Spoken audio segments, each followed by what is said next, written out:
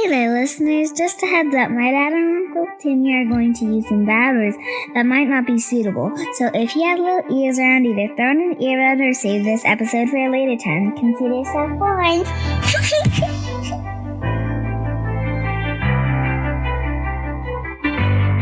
Yeah, it was the mental workout. So the last 6 months have been very rigorous mentally in terms of working out. Yeah.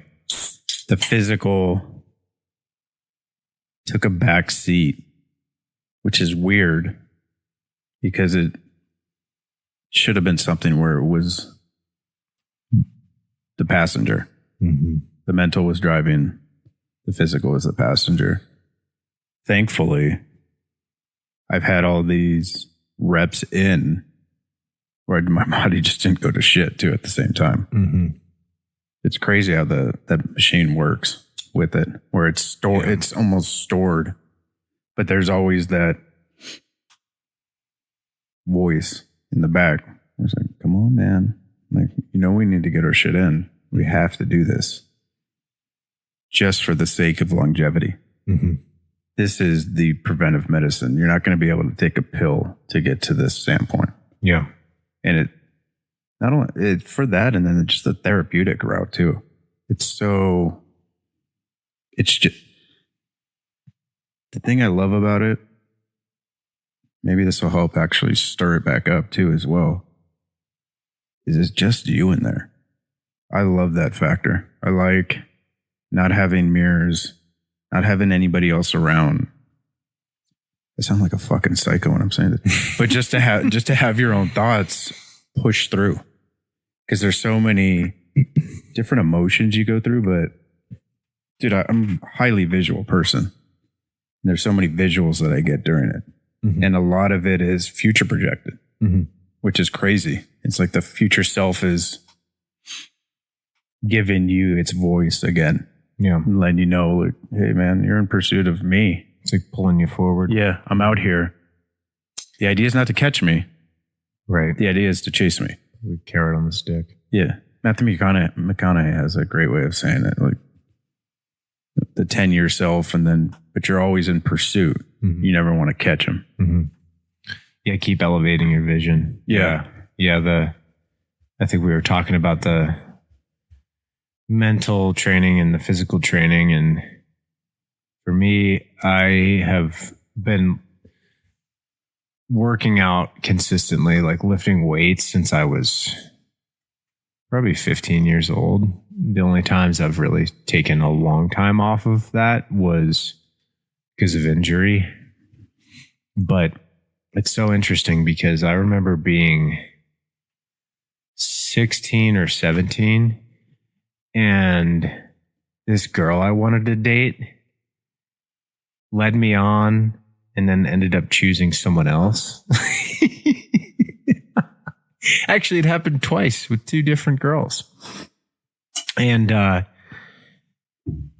I, growing up, was never trained in emotional recognition, you could say, because my parents weren't either. So I certainly don't blame them. So what I would do is work out like a fucking psychopath. Mm-hmm. I would go to the gym and lift like after school in high school.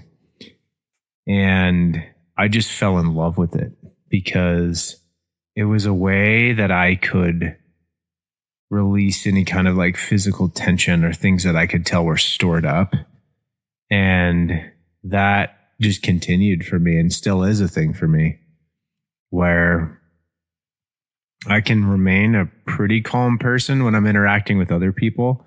Like I never really blow up on people. Yeah. I don't get super angry at people, or I'm not super aggressive, abrasive, whatever you want to call it. And I do attribute a lot of that to physically training to a level that is pretty difficult for myself. And I look at that as like a non-negotiable. Like I have to do it. Mm-hmm. I will wake up the ass crack of dawn. There's been mornings where I wake up at 4 a.m. just because I know that day is going to be very contested with different things. It's a busy day. There's a lot in the schedule. And the only way will be to wake up at 4 a.m. and do it. So I'll just drug myself with pre-workout super early and get going. But it is a non-negotiable for me. And I'm not saying that it needs to be that way for everyone, because my body also kind of sucks because of all the shit I've put it through already. Like, I can feel my joints are not normal for a 31-year-old. But anyway, I just, there's so many times where mentally, like you were saying, the last 6 months, 3 months, I've been so in my head, or there's a lot going on. Those are the times where I think it's the most important to just move your body and even just get out in like sunlight. And we're so lucky we live in Colorado where it's beautiful and sunny a lot of the year.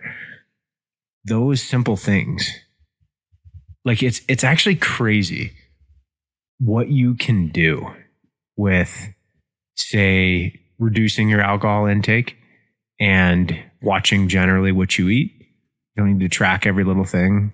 I usually do because I like it. I like the process of like tracking my food in my MyFitnessPal app. And so reducing alcohol, maybe say getting some sunlight or hiking, being in nature. Yeah. I think the Japanese culture calls it forest bathing. Yep. And working out like a psychopath, whatever that is for you. Because let's be honest, if you go to the gym and you bullshit your way through 30 minutes on the elliptical, and you like barely break a sweat, like, sure, yeah, you're moving your body and that's good. But for me, it's like I need to really go to a level where it's those days that I don't want to do it. I have running on the schedule, like, I got to run 3 miles. And I'm like, man, I really don't want to do it. Those are the days that when I'm 2/3 of the way through it, I'm like, yes, this is great. Always. It's great, and then I feel better the rest of the day. And that's why it's non-negotiable for me. So I just think that's super important for the development space.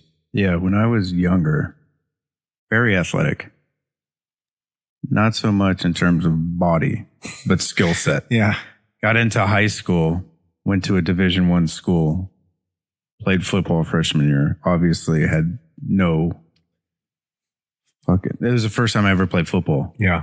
I mean, I played flag and street and all that jazz, but nothing competitive. But I went into freshman year. God, bro, I think I was like fucking just a scrawny shit. 5'2", probably 95, maybe 100 pounds dripping wet, dude. That's awesome. Came out freshman year. Best thing I got away from, probably the best thing I got out of high school was learning how to work out, learning how to use my body. Mm-hmm. And I was around people that have been doing it for, kids that have been doing it since like 12, 13 years old. So they knew what the hell to do. Mm-hmm. They were always, I could barely even do the bar when I started. They're always throwing me different weights on and showing me what to do, especially the coaches. Coaches were great. And that was being able to push through. That was the big thing. But came out of freshman year and I think it was 30 pounds I gained, like 4 inches, which is huge for me. Mm-hmm. But it was something that I picked up where not only was I would wake up at 5 o'clock, go to a track. God, I can't remember the school. It was in Anaheim. It was right across from the place where I went to daycare. Used to run the track, put in 3 miles, get dressed, go to school, and just drive into school. Get to school earlier because my dad had to work, so we carpool. He'd drop me off. I'd work out for about a half hour, shower again, do your periods, work out during lunch, go practice football. Damn. And then sometimes work out after football too as well. Then it got to a point where I turned my garage into a gym at 16, learned how to box. And then it just took off from there. It was just like, this is it. Like, it's a superpower. Mm-hmm. You find it. And it was one of those first times, other than my dog growing up, where I had that stability. And I had that structure where I could always go to that place. And that environment was the same. I knew how to control the input of the environment. Yeah. And it was a very powerful lesson. And got out of high school, because I mean, at that level of Division I, unless you're doing the majority of people, unless you're doing this shit since you're a kid, it's very hard to compete at that level. Very prolific high school. You heard of Mater Dei? I don't think so. They're known for their football. So it was very prolific for sports. Got out of it, and we talked about it prior, it was the athletic identity. Mm-hmm. It was like, okay, well, all I've been is an athlete. Who the hell am I now? Mm-hmm. And it got, because at that time too, I had to drop out of high school. Dropped out of high school to support my family. I mean, I've been working since I was 14. Ran a fucking movie theater at like 15. The guy was a drunk, so he just basically gave me the keys to everything. Much free popcorn as you Yeah, wanted. exactly.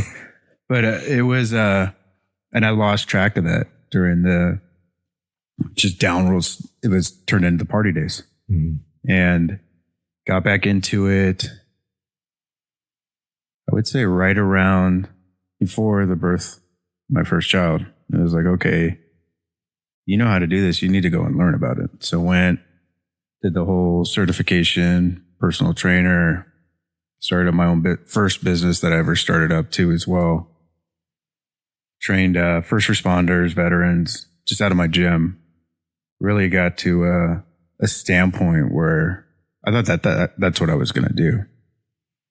And learn the ins and outs of compensations that happen within the body, the feel factor. Mm-hmm. And that's where it's very easy to get sideways in terms of form because you have to play to your body. And it's ironic because still to this day too, I could look at somebody and how they're moving and exactly pinpoint how they're feeling too at the same point. Yeah. And even with the girls' soccer team, I could do the same thing where, oh, okay, this is, your body should be moving like this, but we're moving like this. It comes down to a feeling factor, but it's also like the best part I liked about working out. I still like working out. And I think the thing that I'm avoiding is I could take myself into the deep waters very easily. That's where I learned balance through clients. Some clients you just can't take there. They don't want to be there. Yeah. It scares the shit out of them. And digesting it, it's interesting too, because we got the house, set up the whole thing. Only done it a few times. It's basically sat there. And it's like, why is it sitting there when you know this is one of your outlets, if not the outlet? Mm-hmm. What I think it boiled down to, maybe this will get me going in the direction that I needed to go, is my father-in-law. Went to the gym, basically, shit, man, every day. So went to the gym every day, good shape, played recreational softball. And it was 5 years ago, and he got stage 4 cancer. And it was, I need your help, Brandon. I need your help. So I was like, okay, he's starting to go through his chemo, working out little by little. And it's horrifying to see someone that you love go through it. Mm-hmm. Let alone, like, at that time, that was my best friend. That was my dude. He was the one, aside from his daughter, that saw the potential.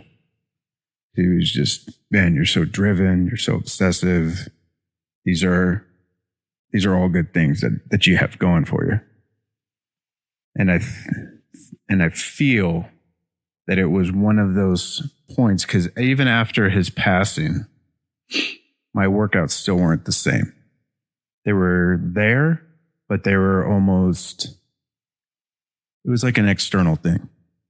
Going with the different programs, trying the different programs. And it was more of a I'd wake up at same thing, 4 a.m, get after it. Mm-hmm. And when it boiled down to it, when I really started to sit back with it these last few weeks, because it's like, brother, you got to get your shit together. Like, you have to get out there. What is stopping you from? And it's obviously a mental barrier. And I think it was the fact that it's fucking wild. But it was almost to a point where I couldn't save him. And that's where I think it boiled down to. Like, I tried helping him to a standpoint, like, if I can't save him, then maybe I can't save myself. It's a weird mixture with it. It's a mind fuck. Yeah. When you look at it, because it was,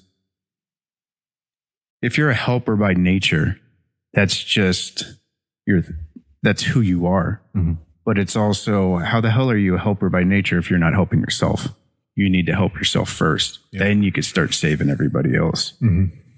And it's just like, okay, you know what you need to do. You just need to go and do it. You've done the mental work. The mental work is in play. You're operating where you need to know where you're operating. We need to add this, because this is a supplement that you can't just take or fake. Mm-hmm. And it's a great it's a great thing to show your kids too as well. Like, I'm a firm believer in that too as well. It's like, I can't be telling them, hey, you need to be doing this, you need to be doing that, especially when it comes to, that's why this is your vehicle.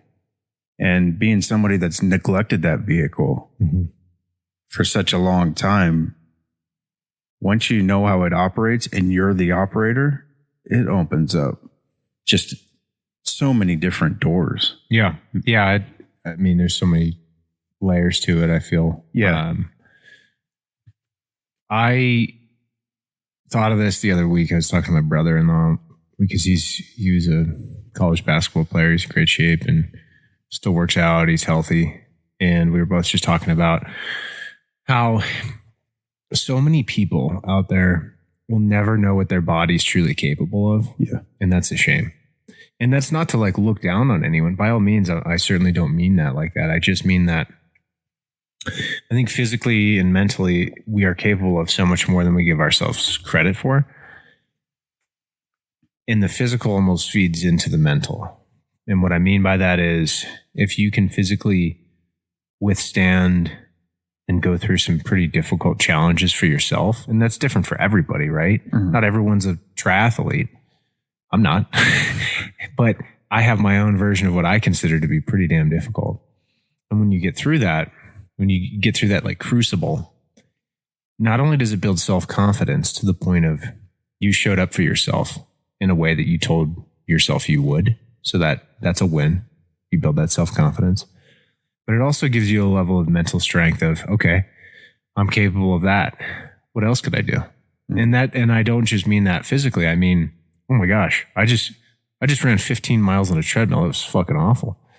What else could I do? And I mean that in the day. Like, what else could I do today? How could I work on this business? How could I do something fun with the family? You know, it's just almost like stacking wins. And there's something that I think is really sadistically beautiful about being in,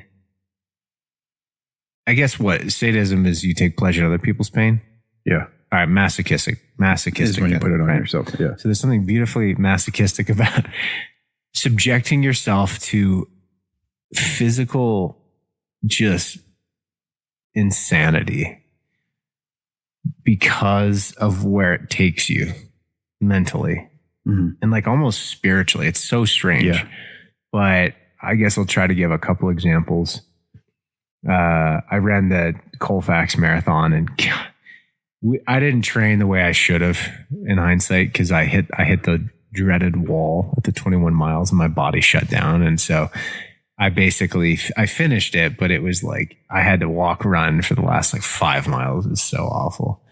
And to that point, though, I was cruising. I was doing great. It felt good. But just to even do that, you got to really dig deep to be able to do something like that. And I'm in a group called the Waymaker Community, and the Forge is a component of that. I'm sure maybe we'll talk about that more. And that's something that if people are interested in, I can talk to them about it. But you have what's called a daily contribution, which is the minimal that you do every day. And that is a workout. It could be 20 push-ups or run 20 miles. It doesn't matter. But you're in a group of others that are on the path to becoming the best versions of themselves. And so how we do that is through accountability, and you have a minimum contribution of your workout. And so with that, one day, I think my son was like a few months old. I was traveling for work, went on an alcohol bender because we were having like a party or like a networking event.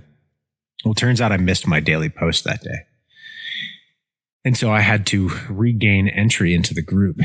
And so to do that, I had a grueling 3-hour workout where it was an ass kicker. And I probably look like a complete psychopath at the gym because I'm doing all these different things like pretty intensely.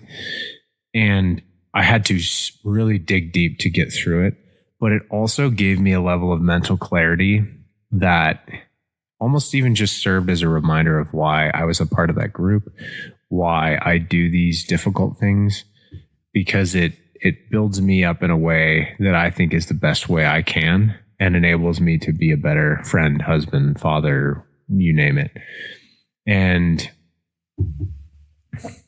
it seems like it's so, like some people are like, oh man, I just like can't do it. I can't get in the gym. It's like, you can just do one day, right? Just, It's even like the James Clear thing, like make it easy for you. You put your shoes and your workout clothes next to your bed when you wake up, and then you keep your supplements that are laid out in the kitchen. And so you just kind of go do the thing. And then you show up, maybe just start running a half mile, and then you might keep going, right? It's just so important though. I mean, I could ramble on about this forever, but it's just such a big part of my life. And the other last thing I was going to say was the example. Like I want my kids to see me as a pretty physically fit person, because and my wife's the same way. I mean, she was a beast in terms of running.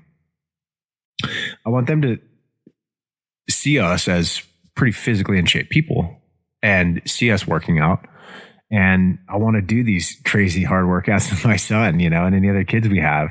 I want to be able to throw the football, throw the baseball, because I think it's a great bonding experience together, but it also is going to show him and any other kids we have, it's going to show them the importance of what being a physically capable person does for you and your self-confidence and how you show up in the world. Yeah, for sure. That's me. This is definitely me eating my own words right here. And I know one of the hindrances for me right now is going to show up knowing like, oh shit, dude, there's a lot of work to get back to where we were prior. And it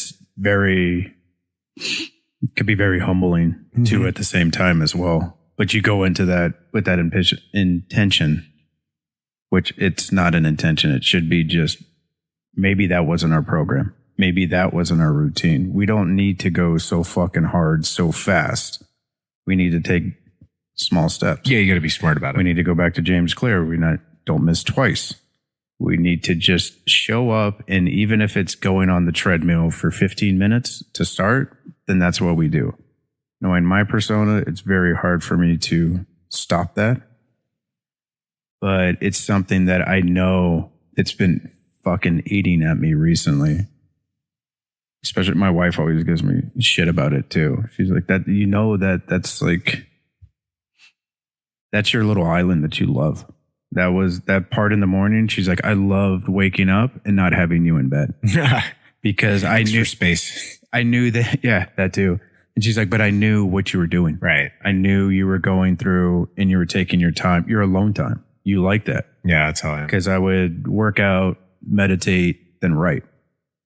And I definitely have to I have to retrain my circadian rhythm to get back to that, where I'm going to bed earlier and being able to actually just put the fucking business away at night and not sit there and feel like you have to be a madman and take over the world every single night and stay up till 12 o'clock doing it.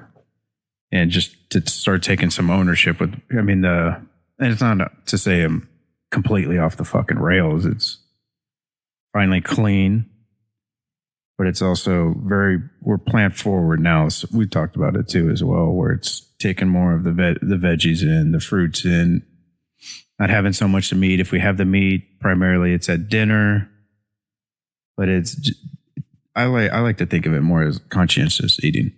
where you're actually taking, oh, okay, I have a choice of what I get to put into my body, and then taking that time to actually absorb it. Be grateful that you even have fucking food in front of you. Right.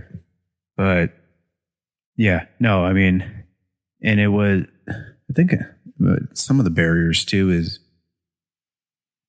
and it's helped drastically shutting down social media, because these aren't your things that you need to go after. You need to go, and eating my words exactly, I tell my children, you need to go find your thing. Find your thing and just invest into that. And it's speaking to me. I mean, there's a reason why I'm waking up at 4:45 every morning. It's calling me. Yeah. And some of those times where I fall back to sleep and I don't answer that call, well, it's not sometimes, the majority of the time, instead of going and feeling like I have to come down here and go after business, that's the time that I need to start taking health into accountability. Yeah. And I mean, you're skirting on the idea that it is a process to find what it is that works for you. And just like the social media gurus we talked about with like the path to, entrepreneurship or financial independence, insert guru buzzword here to have a great life. Same thing goes for working out. It takes a long time to figure out what you enjoy. Some people are like, I hate running. I hate lifting. I hate this. It's like, well, what about hiking? What about biking? What about swimming? What about jujitsu? So it's crazy. When I did jujitsu, and that's one thing I do want to get back to because it's awesome for a lot of reasons, although it is hard on the body. Some of the craziest people I ever rolled with in jujitsu were the skinny dudes that were long, and they're able to just wrap you up like a boa constrictor and choke your ass out. It's like, those guys look like they haven't touched a weight in years. Yeah. And some of them haven't. Yeah. Right? But they're masters at their craft. They're in very good shape, and they're probably very healthy. But they found their thing. They don't like lifting weights. They might not like running, but they love martial arts. They love jujitsu. So I think it's a process to find it. Don't give up so early. And I'm not saying this to you. I'm saying this to everybody, but don't give up so early on finding whatever your thing is. Maybe it's morning walks. Maybe you have a trail by your house. You can just go on a morning walk, kind of meditate as you do that. It's taken me so long to figure out a program that I enjoy, and I still work on it. I still change it monthly, maybe sometimes. Yeah. But it's important. Yeah. I could not stand running, but when I was in it, I fucking loved it. And I wouldn't run with anything. I wouldn't run with music because I wanted to hear my body. I wanted to hear my heartbeat. And they'd be at our old place. I would sit there and I'd run in the open space, and I'd come back, and my wife knew when I ran, definitely, obviously from the physical, but she knew just from a mental state. And I would try to describe it to her, and she'd be like, what the fuck are you talking about? And I said, there's moments when I was running where I felt like almost I was above myself watching myself run, as if I was like in a game going about it.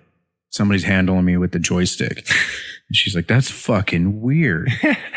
And I said, but it's such a transcendence. But the power there is where a lot of us fall off.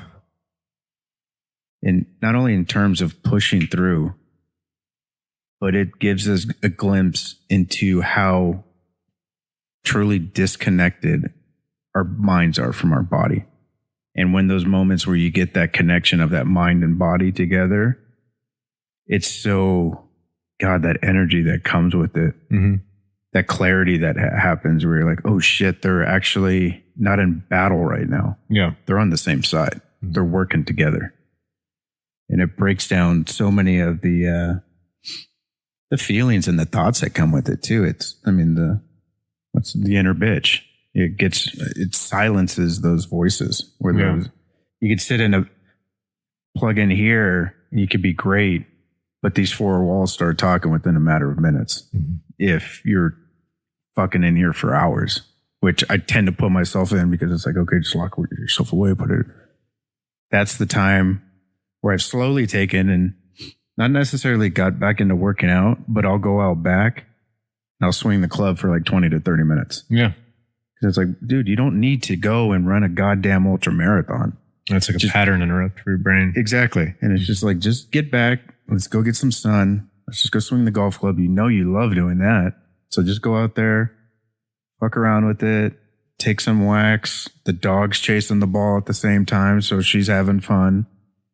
And just the, I mean, that connection is huge. And there's so much emotion that harbors within the body, especially on the genetic level, that when you work through those things, you're not only changing your mindset, I feel more importantly, you're changing your genes at the same time. Mm-hmm. You're releasing that trauma because that trauma is weighing and it's physically within you. And so you're allowing it a path to escape and release, where it's like, okay, we're okay. We're able to go forward with this now. Yeah. And it's wild when you're in it. And yeah, I mean, because the nutrition game's up on I finally got my nutrition game back. Everything is back. That's the one component that I know right now. That's like, bro, you just need to get your ass in there. Yeah, you're good there. And once and it's like once you're in there, you know where it's going to go from there. Yeah. And I don't like the putting a number on anything where it's, well, you're 44 years old. Well, who gives a shit? There's also other people that dramatically change their health around at 44 years old too. Like, you have the potential. Maybe that wasn't the best version of your physical self. Maybe that version's waiting for you. Yeah, exactly. I mean, that could be the case for anyone, yourself included. You haven't found it yet. And so I think being patient with it is important. But there's a couple things I wanted to hit on before we break. The one was to date, the best I can ever remember feeling. What a statement, right? The best I've ever felt in my entire life was, I was like on day 50 or 60 of 75 hard. And I was at the gym and I had such a level of clarity in my workout that it's almost like, like you were mentioning, I transcended myself in a way. And I had this like vision for the future and it was so exciting. And it just like gave me goosebumps. Like I could feel this like energy in my body that I hadn't normally felt. And it was so amazing. And I just remember I was literally like buzzing, right? Like I was driving home and I said this a couple of times to my wife and she always just rolls her eyes and laughs because I'm like, no, I don't think you understand. Like, I feel very powerful. She's like, what are you talking about? Like, I was like, no. Like the energy, like I feel very powerful. She's like, shut the fuck up. But it's so funny because it's like you exert yourself to that level and you're in this like state of, I don't know, like coherence is the right word, or alignment or symmetry or whatever you want to use to describe it. But you're very much aligned, like, mind, body, spirit. And you have this energy that you can't explain. And that's where some serious mental clarity comes in. And I think a lot of people explain having that through like long runs or whatever. A moment of clarity comes in and gives them some direction in life that might be needed. So I just vividly remember.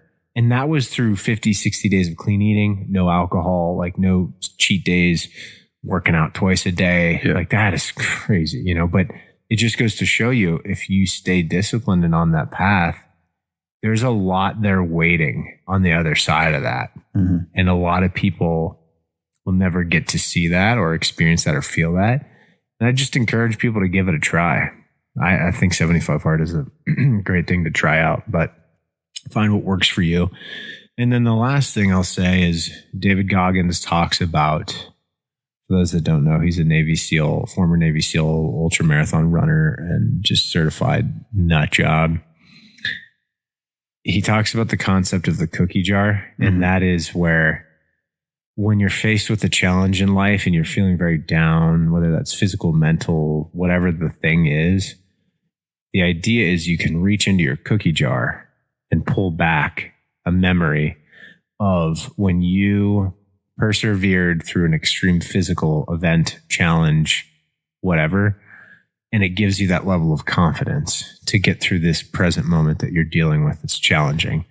So he explains, he'll run 100-mile races that builds an insane level of self-confidence where people would be like, that guy's nuts. He'd be terrible to live with. It's like, well, whatever.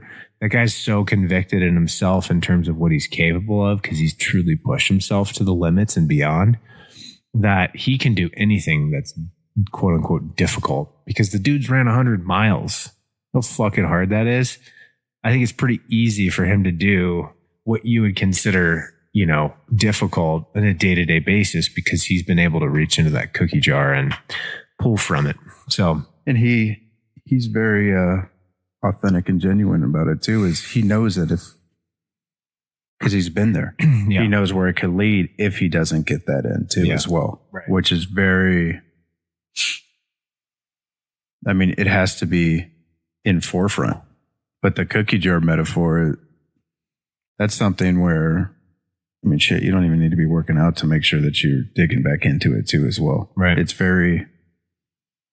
a good way to shift perspective instantly where it's, okay, well, I don't have all of this right now, but bro, look at what all you've done. Like you've done a lot. Don't segue into, well, none of it's paid off. It's like, no, there was effort behind that. The effort's always been there. Yeah. It just needs to be forefronted in a way where it could be optimized. Hey friends, this concludes our episode. For more content, check out our website at familyceo.org. Be sure to follow us on all social media channels at _FamilyCEO. Be sure to subscribe and smash that like button. Until next time, be creative, bring value.